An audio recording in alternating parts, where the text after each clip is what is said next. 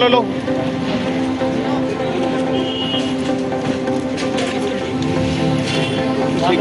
जी ने बेटी बचाओ बेटी पढ़ाओ एक हमारा प्रकल्प है, उनकी संयोजिका है इन्होंने और नितिन जी ने और बाकी सब साथियों ने मिलकर के एक प्रसाद वितरण जिसमें केले बिस्किट ये सब वितरण का कार्यक्रम छोटा सा रखा हुआ है। मैं समझता हूँ कि समाज की सेवा सबसे बड़ा धर्म है, जिसको स्वयं मोदी जी ने हमें उसका मार्ग प्रशस्त किया है।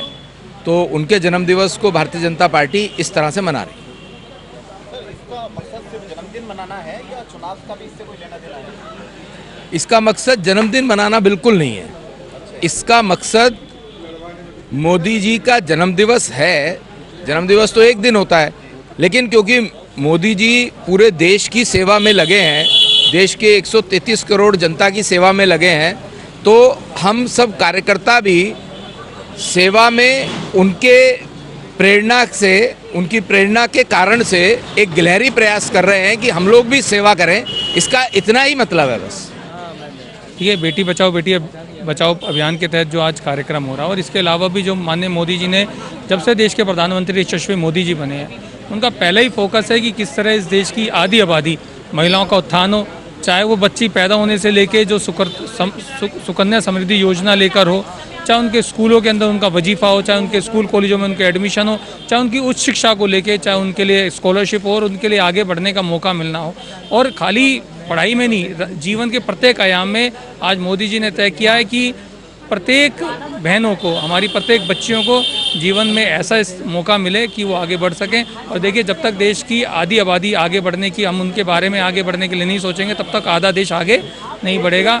मैं तो धन्यवाद देता हूं मोदी जी को, और धन्यवाद देता हूं आज की यहाँ बेटी बचाओ बेटी पढ़ाओ की संयोजिका जी को कि उन्होंने इतना सुंदर कार्यक्रम किया और कंटिन्यू इस तरह के कार्यक्रम पूरे देश के अंदर, पूरे समाज में और मोहल्लों में एक लंबा मैसेज देते हैं, और लोग और बहनें हमारी अपने आप को मजबूत फील करती हैं। भाई बेटी बचाओ बेटी पढ़ाओ के अंतर्गत ये मोदी जी ने ये जो योजना चलाई थी, उन्होंने ये योजना देखा कि समाज में बेटियों की स्थिति, जब उन्हें लगा कि बेटियों की स्थिति बेटों की तुलना में बहुत कम है, बेटे बहुत ज़्यादा है बेटियां कम थी, तो उन्हें लगा इस विषय पर हमें कुछ काम करना चाहिए, और इसके लिए उन्होंने इस प्रकल्प को बनाया, जिसके तहत आज मुझे मैं यहाँ की जिला संयोजक बनाया है, जिला नवीन शादरा की। तो ये है कि ताकि हमारी बेटियाँ पढ़ें, बेटियाँ घर की हर बच्ची स्कूल तक जा सके। इस योजना का अंतर मेन ये है कि बेटियाँ स्कूल जाएँ, पढ़ें लिखें। कहते हैं बेटियाँ पढ़ेंगी तो देश का उद्धार होगा, वो आर्थिक रूप से सक्षम होंगी, वो किसी पर आत्मनिर्भर नहीं रहेंगी। तो इस योजना का मेन मकसद यही कि बेटियां पढ़ें, बेटियां प्रगति करें। और आज देखिए, आज हमारे देश में बेटियां हर फील्ड में बहुत अच्छी वो कर रही हैं।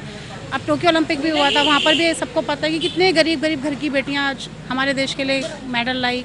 गौरव की बात है वो हमारे देश के लिए, और उसका सारा श्रेय हमारे प्रधानमंत्री मोदी जी को जाता है, जिन्होंने हमारे देश की छोटे छोटे घरों की बेटियाँ, जिनको मतलब बहुत आर्थिक रूप से वो कमज़ोर थी, उन लोगों के लिए प्लेटफॉर्म तैयार किया कि आज वो हमारे देश का नाम रोशन करके आई। जैसा कि आज हम बेटी बचाओ बेटी पढ़ाओ के तहत जो हमारी बहन प्रियंका जी हैं, उन्होंने एक कार्यक्रम आयोजित किया है, और इस कार्यक्रम का मुख्य उद्देश्य है मोदी जी का जन्मदिन जो सेलिब्रेट कर रहे हैं, क्योंकि इतने मतलब कह लो कि इतने बरसों के बाद एक ऐसा प्रधानमंत्री हमें मिला है कि जिसकी दिल से सभी को खुशी है, और उनके जन्मदिवस को हम त्यौहार के रूप में स्वतः ही अपनी स्वेच्छा से मनाना चाहते हैं। और हर मतलब जो मैं कहना चाहूँगी कि भारतवासी इस जन्मदिन को बड़े ही उत्साह से मना रहा है। तो हम तो यही चाहेंगे कि ये प्रधानमंत्री जो मोदी जी हैं, हमें आगे भी अपनी छत्र छाया इनकी हमें मिलती रहे। आज ये हमारी बेटी बचाओ बेटी पढ़ाओ की संयोजिका प्रियंका शर्मा जी ने कार्यक्रम किया है। मोदी जी का जन्मदिन जो हम मना रहे हैं आज, बहुत अच्छा इसका मैसेज जा रहा है, क्योंकि सेवा ही संगठन, इसको आगे बढ़ाने के लिए कहीं ना कहीं मोदी जी की मुहिम जो है आगे बढ़ रही है। और हम लोग 17 तारीख से ये कार्यक्रम नियमित कर रहे हैं।